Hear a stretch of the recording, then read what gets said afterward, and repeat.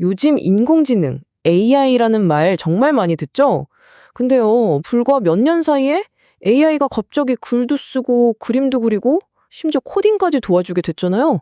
도대체 어떻게 된 일일까요?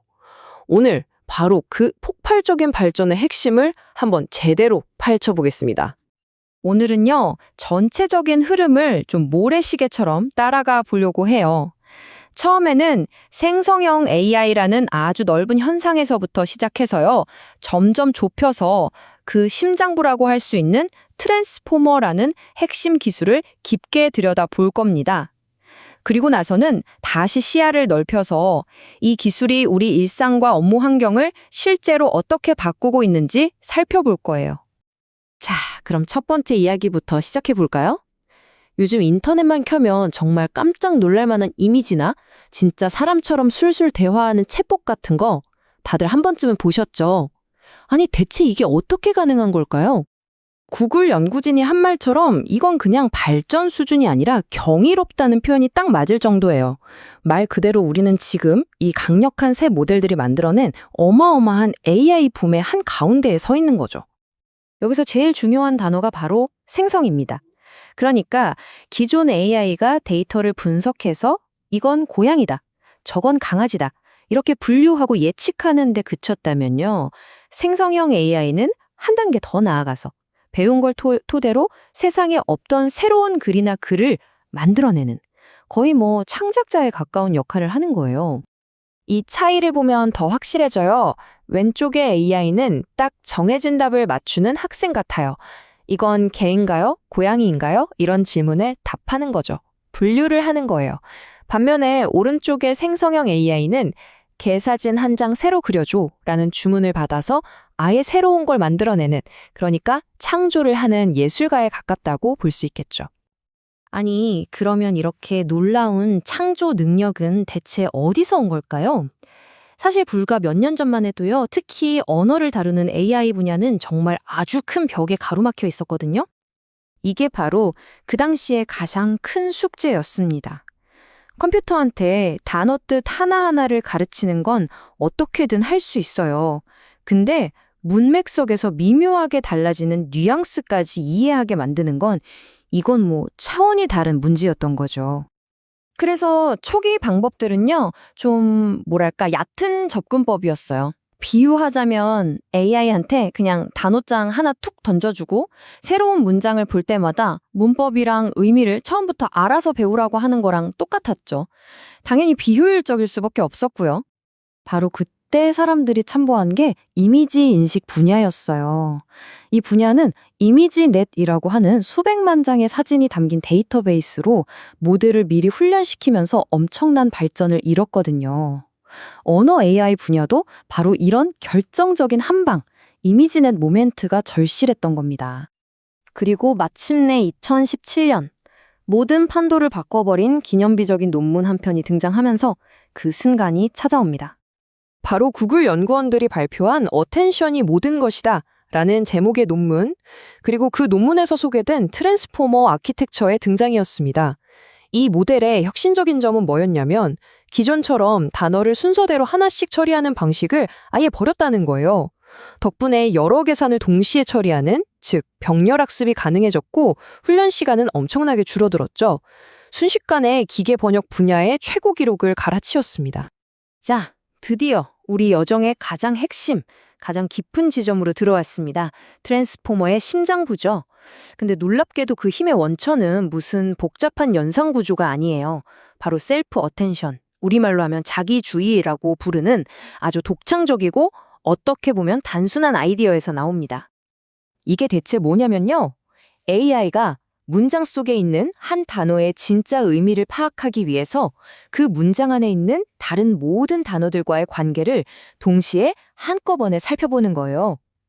예를 들어, 맛있는 사과를 먹었다라는 문장이 있으면 사과라는 단어를 볼 때 먹었다라는 단어에 더 주의를 기울여서 아, 이건 과일이구나 하고 이해하는 거죠. 반대로 새 사과폰을 샀다고 하면 폰에 주목해서 아, 이건 회사 이름이구나 하고 알아채는 능력이에요. 이 과정이 마치 문장 안에서 단어들끼리 서로 정보를 검색하는 것과 비슷해요. 먼저 각 단어가 쿼리, 즉, 나는 어떤 정보가 필요해? 라는 질문을 던집니다. 그리고 이 질문을 문장 안에 다른 모든 단어들이 가진 키, 일종의 이름표와 비교해 보는 거죠. 그래서 가장 관련이 깊은 짝을 찾으면 그 짝이 가진 값, 즉 실제 정보에 더 높은 가중치를 줘서 최종적인 의미를 파악하는 방식입니다. 하지만 아무리 훌륭한 엔진, 그러니까 이 트랜스포머 아키텍처가 있다고 해도 그 자체만으로는 부족하죠.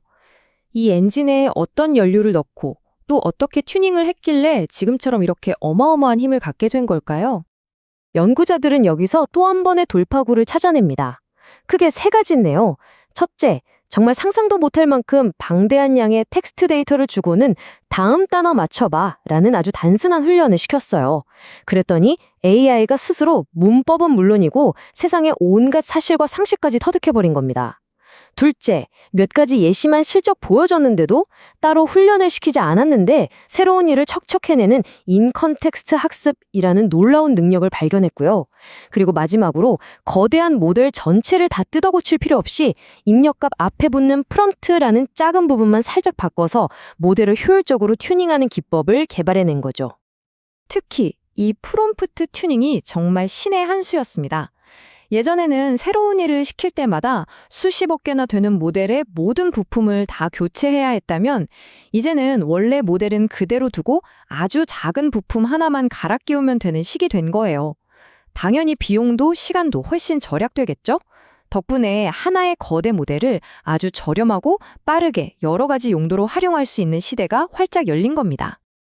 자, 이제 모래시계의 가장 좁은 목을 통과해서 다시 넓은 세상으로 나올 시간입니다. 지금까지 온갖 기술적인 이야기를 했는데 그래서 이게 뭐 어쨌다는 걸까요? 이 대단한 기술이 실제 우리 일터, 우리 업무 현장을 어떻게 바꾸고 있는지 한번 들여다보겠습니다. 이건 실제 고객지원센터에서 진행된 한 연구 사례인데요. 상담원이 고객과 채팅을 하는 동안 바로 옆에서 AI가 실시간으로 코칭을 해주는 거예요. 과거에 가장 성공적이었던 상담 사례들을 싹 분석해서 지금 상황에 딱 맞는 답변을 이렇게 한번 말해보세요 하고 추천해주는 거죠. 결과가 어땠을까요? 정말 놀랍습니다. AI의 도움을 받은 상담원들의 업무 처리량이 시간당 평균 무려 14%나 향상됐다고 합니다. 이건 정말 엄청난 수치죠. 그런데 더 흥미로운 사실이 있어요. 이 생산성 향상 효과가 누구에게나 똑같이 나타난 게 아니라는 겁니다. 그래프를 보시면 경력이 짧거나 숙련도가 낮은 직원일수록 AI의 도움을 훨씬 더 많이 받았어요. 이게 무슨 뜻이냐면요. 결국 AI가 최고의 성과를 내는 베테랑 직원의 노하우를 시스템 안에 담아서 모든 구성원의 실력을 상향 평준화시키는 역할을 했다는 거죠. 물론 이렇게 강력한 기술에는 빚만 있는 건 아니겠죠. 당연히 그림자도 따라오기 마련입니다. 자, 이제 마지막으로 이 기술이 가진 무한한 가능성과 함께 우리가 반드시 짚고 넘어가야 할 위험 요소들은 무엇인지 살펴보겠습니다. 우리는 지금 아주 중요한 질문들 앞에 서 있습니다. 예를 들면 AI가 학습하는 데이터에 담긴 편견이나 차별은 어떻게 걸러낼 것인가? 또 AI가 만들어낸 그림이나 글의 저작권은 과연 누구에게 있는가? 그리고 많은 분들이 걱정하시는 것처럼 이 기술 발전이 결국 우리의 일자리를 위협하게 되지는 않을까? 이런 문제들을 그냥 넘어가지 않고 아주 책임감 있게 고민해야 할 때입니다. 결국 마지막 질문은 아마 이것일 겁니다. 인류가 쌓아올린 모든 지식과 창의성을 통째로 흡수하는 이 엄청난 존재에게 과연 우리는 인류의 가장 좋은 모습만을 가르칠 수 있을까요? 한번 생각해 볼 문제인 것 같습니다. 오늘 이야기는 여기까지입니다. 들어주셔서 고맙습니다.